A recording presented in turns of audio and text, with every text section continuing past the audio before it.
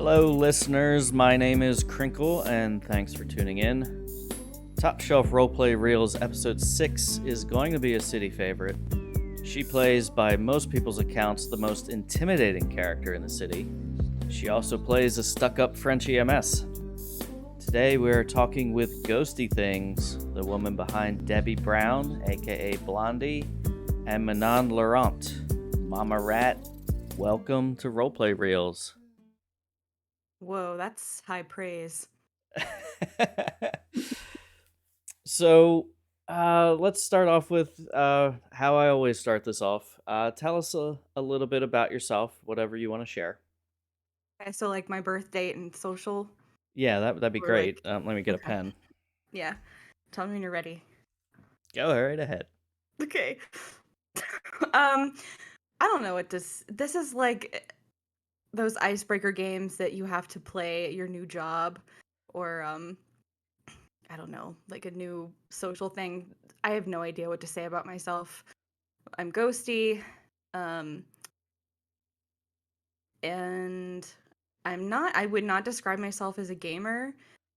I really only started gaming in quarantine in 2020 because my husband's a gamer and I was getting bored with my own hobbies in quarantine, honestly. And so now I'm here. So I guess if you are thankful for my presence in the city, you can kind of thank coronavirus. Well, there have been some good things, I guess, that come out of coronavirus. Yeah, Um, silver lining. yeah. So, how did you get into RP specifically? Well, I'm really only in Top Shelf because the community that I played DBD with started dabbling. And I don't think I would have been interested if I had not been exposed previously in tabletop games. So I would say my first like exposure to role play of any kind was with D&D. Q, as you know, I'm married to him. We've been married for god, almost 9 years, and early on in our marriage he was like I want to DM, let's get some people together. I was not interested, but the people who were playing were really close friends of ours, so I thought, sure, why the hell not? And I really loved it. And it's not so much that I loved the RP, I just loved the game. And it wasn't until a couple of campaigns later, one of our friends, Jared, was amazing at the RP aspect, and it changed the game for me and how he made decisions for his character, ways that he would nerf his own stats to play into who he was as a person. Anytime we were in combat, even though we were all doing cool shit, his stuff was the most interesting because we knew there were high stakes with him because he would nerf his own abilities because he was playing this like 70-year-old wizard, human wizard. And so anything he did took a physical toll, which impacted the whole party. And he, even though he had access to all of these really amazing spells, he would never just do them to do them. They were always really calculated, and it made him by far the star of the show. He never did anything that his character wouldn't do. And so even in the first couple of years that I played D&D, it really wasn't until maybe like I don't know, 2017 when we started playing with him that I started to think this is something really cool and a lot of fun. So that you mentioned a couple things in there that he was calculated and never did anything that went outside his character, so to speak. Mhm. Um, have you factored that into your RP in the city? Oh yeah. Oh yeah. Debbie is a 52-year-old woman from Penton, Alabama, and even though she's involved in some of the things that she's involved in, it didn't happen overnight. I didn't just fly in to the city on day 1 and start dabbling in crime. And now, even though that, clearly she's a gang member, but the things that I have her do, I try really hard not to contradict who she is. And So for me, that means um, I know that like the whole tackle, like people love to tackle each other. It is a well-known thing. If you've RP'd with me, you on Debby, you know, do not tackle me because I will yell at you. And if it keeps happening, I will threaten you because I'm old. My knees can't take that. Stop it. And people do. It is a well-known thing. But then I also, even though yes, I do crime, I don't do any violent crime. I'm not a violent person unless really pushed because it doesn't make sense. It does not make sense for Debby and who she is to dress up, roll up to Alta, hold a gun up to someone's head and force them into a trunk to get a couple $100 from a store. Like that's not who she is. She Hmm. wouldn't do that. So even though that stuff sounds really fun, and I love watching other people do it, I just feel like I'm not at a place with her yet to do it because it contradicts who she is. So I want to dive into that contradiction a little bit because when you first created Debbie, she was, and I've heard you put it this way, just gonna be a day drinker. Yeah. But now you're second in command. You're a second in command gang member. Hmm. That's quite a progression. Yeah. How has Debbie changed over time, but still remained true to herself? Yeah. So, truth be told, making her, I was really comfortable making her because I just kind of modeled her after an actual family member of mine, whose name is Debbie. And who actually does live in Alabama and makes her own moonshine, and she's amazing. But I was so nervous to RP in something like this. I was very intimidated by the whole thing. But again, because a community of people who I loved spending time with, and my husband included, were he was getting really involved in this, I thought like I just need to try. Like I might have a lot of fun. But because I was so nervous, I wanted to play something I knew and could do kind of without thinking. And so I made Debbie. And that same day, Q made Laura. And he made Laura to hang with me. And because at the time we couldn't fathom how Charlie and Debbie would be connected at all. But as I became more comfortable out of character with the elements of GTARP, Debbie did too. And everything I feel progressed really naturally. I didn't just wake up one day robbing houses or corner selling. It all started out with eventually meeting Charlie and him and Brian, who introduced himself to me as Brian, that even though he was Mr. Brown, that was before he was always wearing the mask. And they really took me under their wing and they would take me dumpster diving. So I would spend hours with them going through dumpsters, shooting the shit, and then it turned into like, hey, like keeping up. We had some, or I say we, Charlie had some beefs with certain people in the city, and um, I think Chuck. That was like the early days. We had issues with Chuck, Yeah, not that was real the issues, first but main. I think hmm the Chuck scenario was the first big yeah. rat beef that we had, so to hmm speak. But how it started was Charlie was like, keep your eyes and ears open. And if you feel comfortable telling me things that you learn, tell me. And I got taken hostage. Not a bunch, like I wasn't Damien level, but yeah, I don't know if anyone's Damien level hostage, but I got taken hostage a lot in the earlier days. And Charlie was like, look, if you wear this rat mask, like you're protected. No one's going to mess with you. And I was like, okay, I could wear a rat mask and keep my ear to the ground and spy, basically, and be low key. No one's going to suspect me. Thus started me completely separating who Blondie was from Debbie. I drove separate vehicles, completely separate clothes. I never took off my mask in front of anybody. Um, I kept very separate identities because really my affiliation to the rats was like a little spy. And then that turned into like, do you feel like running drugs? Do you feel comfortable picking weed? And let's show you how grandma works. So it was those things progressed over time, and as Debbie felt more and more comfortable with some of these things that the gang needed of her, the gang became her family. So it doesn't feel that wild to me because, as I said initially, it didn't happen overnight. So you said Debbie and Blondie Mhm. are mostly nonviolent, very friendly. But going back to how I introduced you as the most intimidating character in the city, why do you think you come off as intimidating and, by some people's accounts, scary?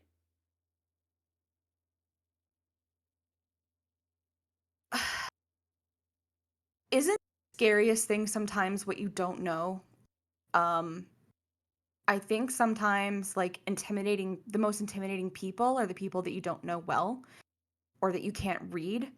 And I think I'm a pretty observant person and I'm a listener just as a person, and as much as like yes, we're role playing, like little bits and pieces of who we are come out. I mean, we're spending hours, days um in this game with each other, and so some of our real selves I think come out sometimes, and I think that's one thing is I'm most of the time more inclined to just listen to other people than interject unless I really have a strong point.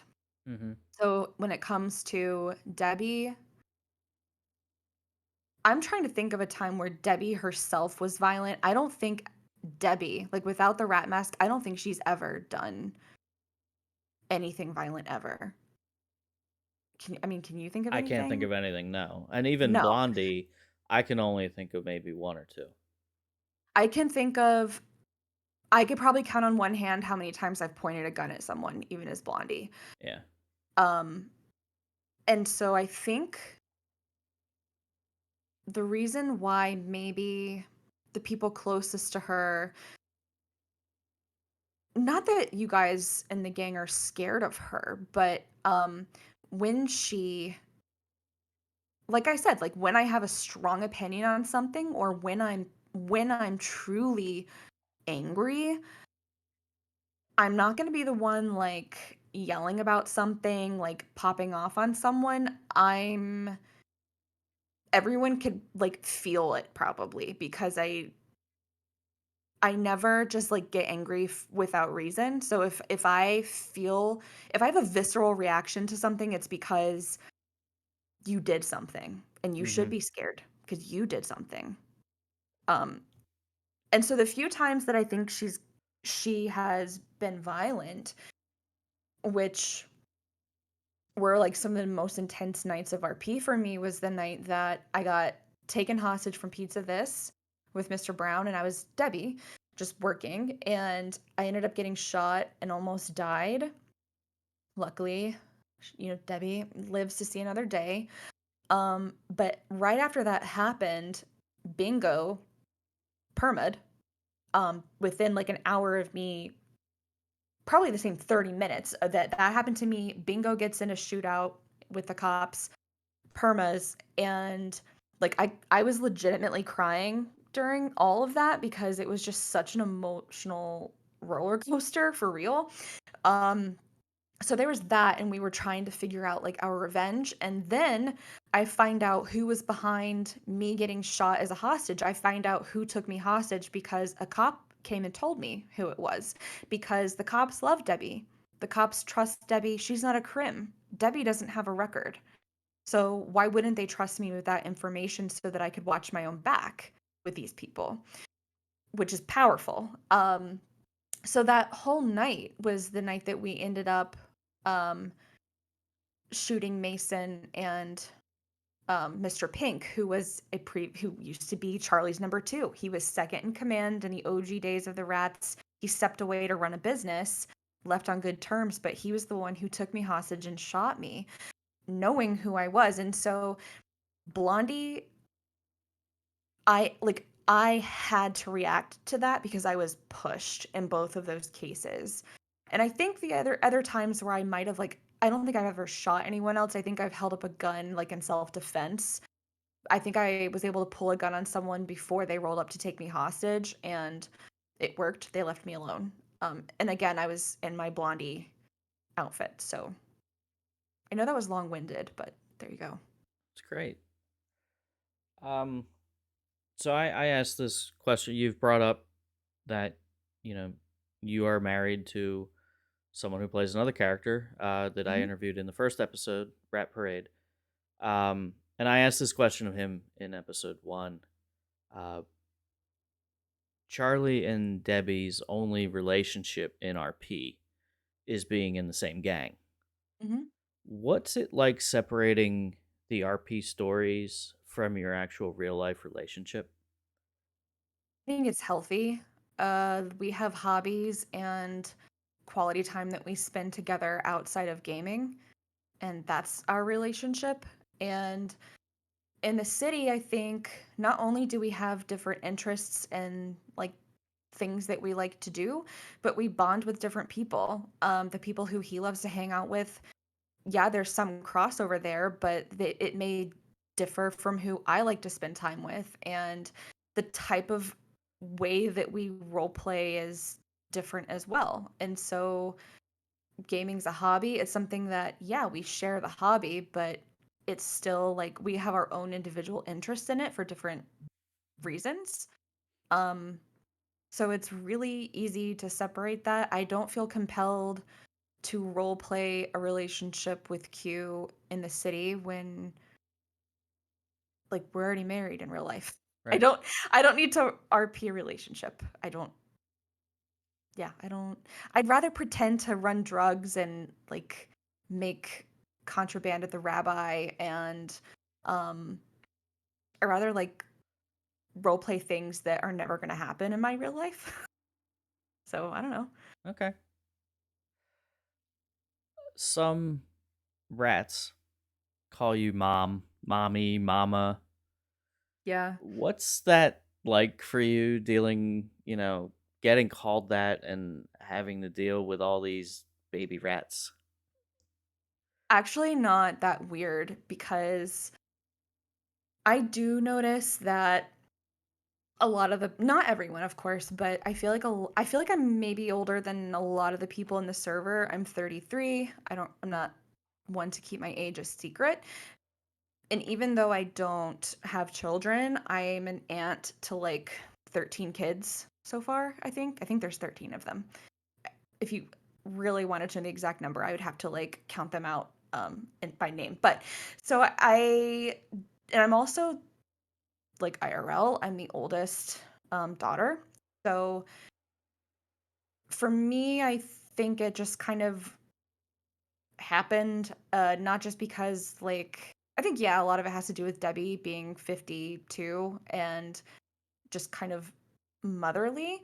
But I think also like in real life, I have that type of like bond with other people, so it's not that weird. And it's fun. It's interesting you mentioned the age thing because I will say, and I've said this to you before, I am not comfortable calling you that. Yeah, oh yeah.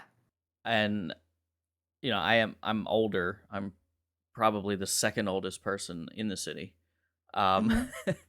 and yeah, it's interesting cuz like while most of the rats will call you that, I am actually uncomfortable calling you that. I don't know why. It just I've is. never And asked I anyone don't to think call me that. and I don't think Charlie calls you that either. No. No, I think I'm just like a motherly figure to not just rats, but like even other people who aren't in the gang have been like, "Oh, she's the mom of the city." And I've never asked anyone to call me that. It's just kind of happened. Um, I don't know. It is whatever. I roll with it. Okay. So we've been talking a lot about Debbie. Mhm. She's kind of the main aspect of your RP journey here. Yeah. But you also have an EMS character. Why Mhm. don't you talk a little bit about Manon Laurent? Manon was someone that I made with Goob because we became friendly when he was still a cop main, and our characters on Phrase and Debbie were already friendly before he really mained Buckleby on the PD. And so like when we started talking a little bit more and becoming more friendly, he was like, "Yeah, I don't really have a story arc for Phrase.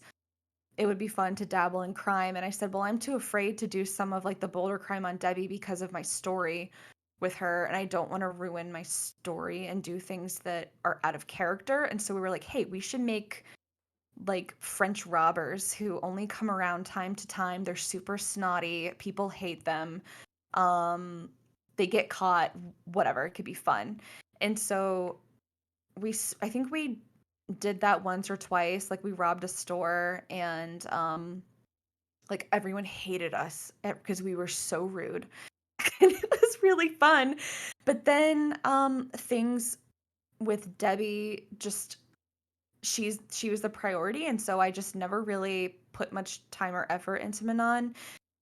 And then it was really more of an out of character decision to make them EMS because we wanted to role play with you as Winchester more, and because we weren't really utilizing these two characters to do crime, we were like, it would be really hilarious if we made they're like these trust fund kids who are super snotty and Super yet, snotty. yeah, like really snotty, you know? But the funny part is that like people need them. Like you're gonna call 311 and like you're gonna have to deal with Sebastian and or Manon to scrape you off the pavement and deal with their nonsense. So we thought that would just be funny, and it wasn't we hadn't seen anyone like that come through EMS that could maybe add some humor and maybe bring some attention to Pillbox that it hadn't been getting yet. So Hmm. that's kind of the inception there. Do you have? You've talked about a few stories. Do you have a favorite story arc, whether it be your own or someone else's that you've watched? Yeah. Um, by far, in my opinion, and I'm not saying it because I was a part of it, the most compelling thing I've ever seen happen in the city was that Otis family night. Yeah. And I could honestly probably spend a full hour just talking about that and how it was such a wild night of RP that how do I even explain it? And for anyone, if you have not seen this, if you have no idea what we're talking about, you can watch the story. It's 3 parts. Obviously, you're going to want to start with part 1 or you'll be very confused, but it's on Rat Parade's YouTube channel. And I think it's just called The Otis Family or something like that. But it was such an incredible story to be a part of because we made those characters. We made Methany Otis, which is Gideon's sister. We made Pa Otis and Uncle Abe to avenge Gideon because Uncivil Alpha had made Gideon Otis. He had made the decision to perma him, and I remember reaching out to him in DMs and I was asking him how he was doing. He wasn't streaming anymore. I'd missed seeing him around, and he just kind of felt lost. And he's like, "I don't really know what to do without my main like my main character." And the more we spoke, he was like, "Oh my God, Ghosty, you just gave me the craziest idea. What if like me, you, and Q made Gideon's family members and we come rolling up from Sandy to avenge Gideon?" And that was the inception of that whole night. But what made it incredible was all of the buy-in from everyone else who it would not have been possible without them. It wasn't just about, you know, me, Alpha, and Q and our story. We had buy-in from we wouldn't have gotten anywhere without Teja, right? Played by Legio, who's no longer Hmm. in the city, but he was the one who set us on the path and he's the one who gave up Buckleby's name. He's the one who pointed us in the direction of John Burt and said he was friends with Gideon, he can get you guns. And that's because we stuck him up outside of the courthouse. Well, you're gonna give us this information. And so him playing into our story and then meeting up with John Burt and Jay, which was a super intense moment in that evening because they knew Gideon. They're like, shit, these are his wild family members who we don't know, but they've got money and we've got guns. Let's do the deal. And it was really everyone was on edge. Um, and then just the whole night and how it played out with everyone rolling with the punches. It was serious RP. I know that everyone on Top Shelf loves the meme, and sometimes the memes are funny, but this was all super serious and incredibly compelling if you were to go back and watch it. And it's not just compelling because of us who created the story as the family members, but I think of Nerdy who was on Barton, who was absolutely stunning that night when things really came to a head at the end. I think of Goob as Buckleby, who had to face us and own up to that it was the bullet from his gun that ultimately killed Gideon. Sergeant Carter Skills was looking at his PD and how they were in a super unsafe position with us running wild through the city, and he had to make decisions as a leader and how he was going to handle it. So there was all of this buy-in from players with their characters, um, wanting to be a part of the story, not for the sake of like being funny, or to make it onto someone's stream because it was streamed live that night, but they wanted to tell a story and it was incredible. Yeah, and one of the interesting things that I find about that story is how it's endured Oh in yeah. and become city lore. I mean, that area Mhm. of the map where it ended is Yeah, called the Otis compound now. I know. I know. It has a And people name in still talk about GTA, it. but everyone in Top Shelf calls it the Otis Yeah. compound.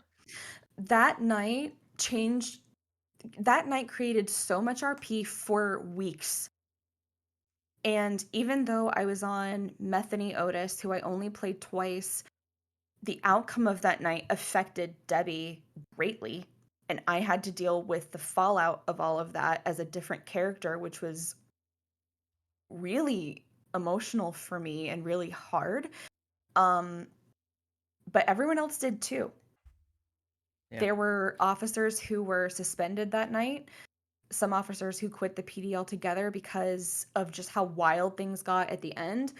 I believe that a lot of the high command like changed some protocols because of how things shook out in that whole event. Now, I'm not PD, so I could be wrong on that, but I'm pretty sure that's what I've heard that like that shook the PD up that whole night, especially the end. So that to me is fantastic RP is that it's more than just like a moment in the night, but that it actually changed the trajectory for multiple players and their characters. Well, the city as a whole, if you think about it. I Yes. mean, the PD is, you know, the PD is a big part of the city. You know, you think of the Mhm. city as three parts. You know, you have the PD, you have the Crims, and you have the Civs. PD Yeah. and Crims being the largest, just because it's GTA. Mhm. Um, and having a singular story completely change the course of an entire department. Mhm.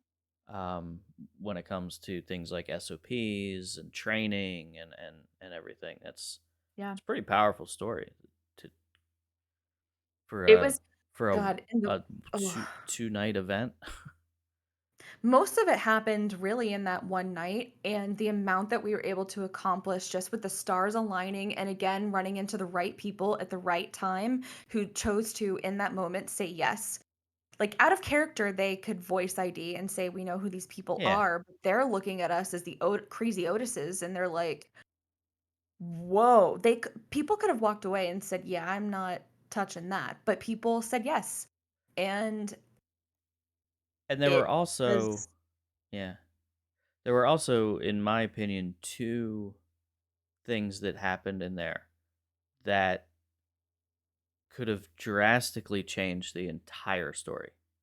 Mhm. The first being the fact that Damien's car was full of loot. When oh, we would not. Damien, shout out to you. Love you, mean it. Um, If I had not looted the shit out of his unlocked trunk, we would not have had the funds for guns and meth that we needed for armor. We would have been SOL. That would have been days and days of grinding for money Uh-huh. to get what we wanted accomplished. And yeah, that was unreal. And the second being that Buckleby had someone else's ID. Yeah, what the fuck? You know, You're two gonna have to you're gonna have to ask Goob about that one, but what the fuck? That was a wild moment in RP. yeah, two things that just happened by sheer chance I know.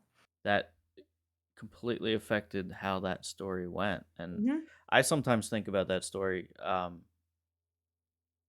it would have been different. Mhm. So, but maybe I'll talk about that in my interview. Yeah. Ghosty, I want to thank you for two things. First, Okay. of course, for joining me here today. And You're second, welcome.